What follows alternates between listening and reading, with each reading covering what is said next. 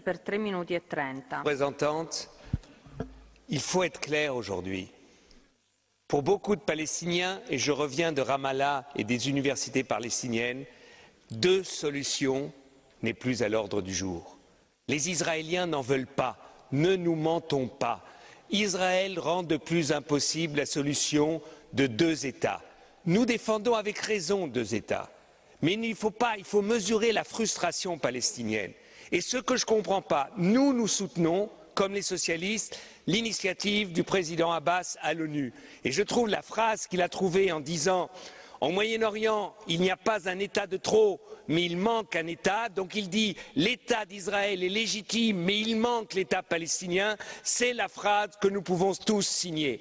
Seulement, ce que je ne comprends pas, Madame la Haute Représentante, c'est que vous arrivez ici et dites « Nous regrettons que l'Israël ait décidé aujourd'hui la construction de 1100 ». Au moins, condamnez-le et ne le regrettez pas. Dites que c'est impossible, soyez clairs. Et deuxièmement, même si nous sommes pour la reconnaissance de l'État d'Israël, de l'État palestinien tout de suite, au moins dites aux Israéliens, dites-leur, s'ils continuent les constructions, eh bien vous pousserez les États européens à tout de suite accepter la reconnaissance de l'État palestinien. Faites-leur le même chantage qu'ils font avec vous. Parce qu'avec vous, ils disent on va négocier et en même temps, ils continuent à occuper.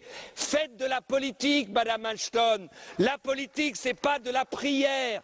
Aujourd'hui, il y a en Israël des centaines de milliers de personnes qui s'opposent à la politique de Netanyahou. Il faut que l'Union européenne, il faut que nous, ici, nous soyons sincères et Monsieur Tzanok, ne soyons pas cyniques. L'État d'Israël a été reconnu unilatéralement par l'ONU en 1947 et c'était juste. C'était juste. Il n'y a pas eu de négociation avec les pays arabes et c'était juste. Et quand Monsieur Tannock, vous nous dites qu'Israël soutient les Palestiniens avec de l'eau, Israël vole l'eau des Palestiniens et leur revend. C'est ça que vous appelez soutenir? Enfin, il faut arrêter un peu avec notre cynisme européen. Si aujourd'hui, nous nous levons pas tous et nous disions aux Israéliens, votre paix, la paix d'Israël, Israël pouvant s'intégrer dans un espace du Moyen-Orient, même de rêver des États-Unis du Moyen-Orient, où tout le monde aurait sa place, Israël doit comprendre que c'est dans son intérêt le plus intime qu'il y ait un État palestinien. Et Madame Ashton, vous devez dire aux Israéliens, des représentants palestiniens comme M. Abbas ou comme le Premier ministre Fayyad, ils n'en auront pas d'autres et qu'aujourd'hui, si le Hamas aujourd'hui est contre l'initiative de M. Abbas, parce qu'il sait que cette initiative, c'est la seule possible pour qu'il y ait deux États au Moyen-Orient. Donc je trouve que votre position est trop faible. Vous n'avez à aucun moment dit ici comment vous pouvez obliger les Israéliens à négocier. C'est un mensonge incroyable.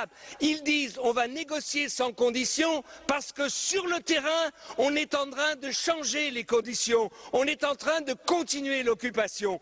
Donc dites aux Israéliens où ils arrêtent tout de suite les colonies, la colonisation et la construction, où l'Union européenne soutiendra tout de suite la reconnaissance de l'État palestinien maintenant dans la 66e réunion des États de l'ONU.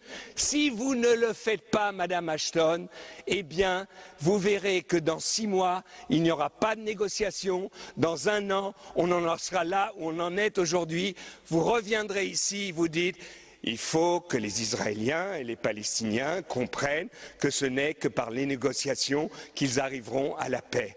Ils arriveront à la paix, Madame Ashton, si nous disons aux Israéliens, des fois, et pour défendre l'État d'Israël, too much is too much, enough is enough. Si on leur parle comme ça, vous verrez que les choses changeront. Merci.